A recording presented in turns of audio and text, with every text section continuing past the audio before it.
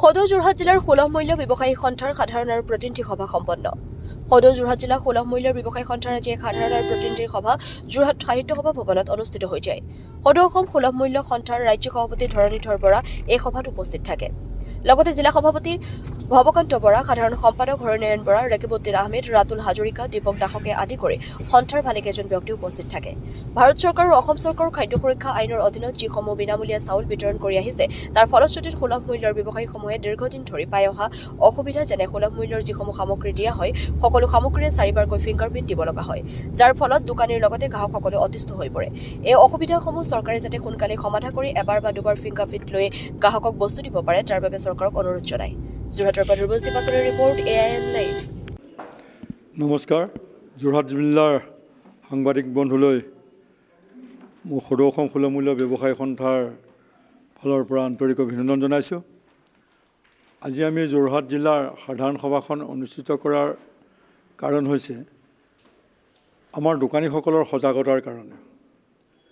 সজাগতাটো এইটো কাৰণে, আপোনালোকে জানে কেন্দ্ৰীয় চৰকাৰ তথা অসম চৰকাৰে ৰাষ্ট্ৰীয় খাদ্য সুৰক্ষা আইনত 2013 আমি যি চাউল বিতৰণ কৰি আছোঁ আৰু বৰ্তমান অসম চৰকাৰে এটা অভিলাষী আঁচনি আমাৰ মাজলৈ আনিছে দুখীয়া ৰাইজৰ প্ৰতি সকাহ পাব বুলি।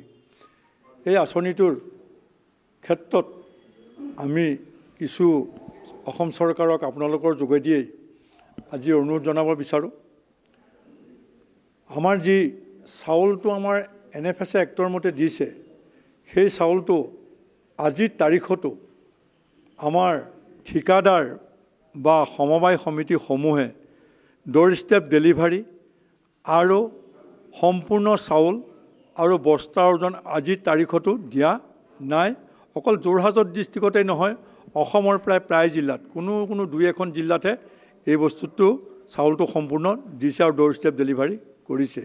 সেয়েহে মই আপোনালোকৰ যোগেদি অসমৰ মাননীয় মুখ্যমন্ত্ৰী, খাদ্যমন্ত্ৰী, আয়ুক্ত সচিবক জনাব বিচাৰোঁ যে আপোনালোকে যোৱা 21/3/2024 তাৰিখত যিখন আমাৰ লগত মিটিং কৰি যিটো গভৰ্ণমেণ্টে অৰ্ডাৰ উলিয়াইছিলে, কিন্তু সেই অৰ্ডাৰটোক ঠিকাদাৰ তথা সমবায় সমিতিসমূহে বুঢ়া আঙুলি দেখুৱাইছে, যিটো কাৰণে নেকি আজিও আমাৰ দোকানীয়ে গ্ৰাহকক চাউল সম্পূৰ্ণ দিবলগীয়া হোৱাৰ বাবে কিনিব লগাত পৰিছে।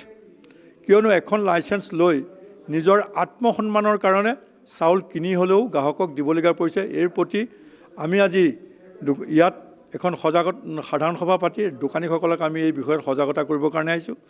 আৰু যি দালি, চেনি, নিমখ যোৱা নৱেম্বৰ মাহৰ পৰা দিছে, এইটো দিয়াত আমাৰ বহুত অসুবিধা হৈছে নহয়, আমি 4টা ফিংগাৰ মাৰিবলগীয়া হৈছে আৰু 4টা ফিংগাৰ মাৰিবলগীয়া হোৱাৰ কাৰণত গ্ৰাহকৰ লাইন ৰাতি 9-10 বজালৈকে থাকিবলগীয়া হৈছে। কিয়নো 10 বজাৰ পিছত ফিংগাৰপ্ৰিণ্ট নহয়, যিটো কাৰণে মানুহ ঘূৰি যাবলগীয়া হয়। তাৰ বিনিময়ত আমাৰ দোকানী আৰু গ্ৰাহকৰ মাজত মতানৈক্যৰ সৃষ্টি হৈছে। সেয়েহে আৰু জানিব পাৰিছোঁ বিশেষ সূত্ৰৰ মতে, হয় এই জানুৱাৰীটো বা নহয় ফেব্ৰুৱাৰীৰ পৰা আমাক মিঠাতেল দিব, আৰু মিঠাতেল দিবলৈ যাওঁতে আমি 5টা ফিংগাৰ ল'ব লাগিব। গতিকে এই 5টা ফিংগাৰ ল'বলৈ যাওঁতে আমাৰ দোকানীসকলৰ আৰু সমস্যা হ'ব।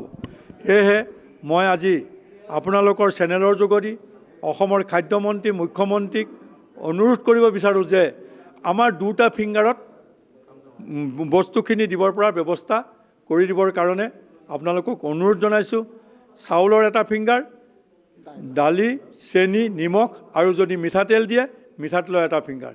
কিয়নো আজিকালি আপোনালোকে যিটো সন্দেহ কৰিছে যে আমাৰ দোকানীক কোনোবা গ্ৰাহকে অকল দালি ল'ব, বাকীখিনি বস্তু নল'ব, কিন্তু আপোনালোকে নিজে প্ৰমাণ পাইছে যে আজিকালি গ্ৰাহকে কম দামত, এতিয়াতো জানুৱাৰী মাহৰ পৰা 100 টকা হ'ব, গ্ৰাহকে কোনো বস্তুৱেই নেৰে আৰু সম্পূৰ্ণ বস্তুৱেই 3টা বস্তুৱেই নিছে আৰু আগলৈও নিব।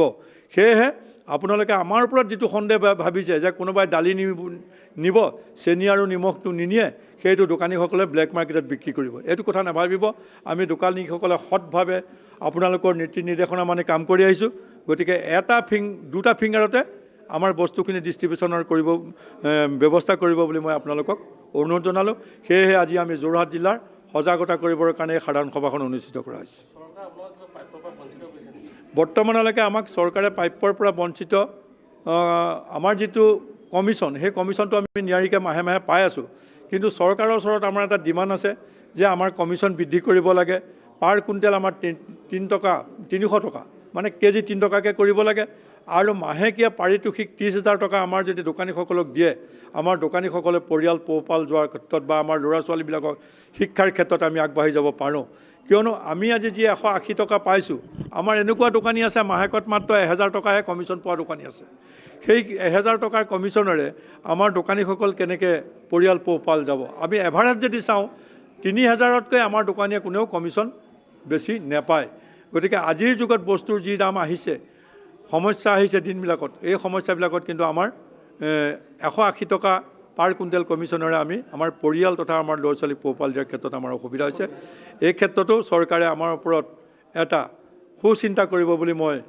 সদৌ অসম সুলভ মূল্য ব্যৱসায়ী সন্থাৰ ফালৰ পৰা অনুৰোধ জনাইছোঁ যিকোনো খবৰ আৰু বিজ্ঞাপনৰ বাবে যোগাযোগ কৰক 7896121996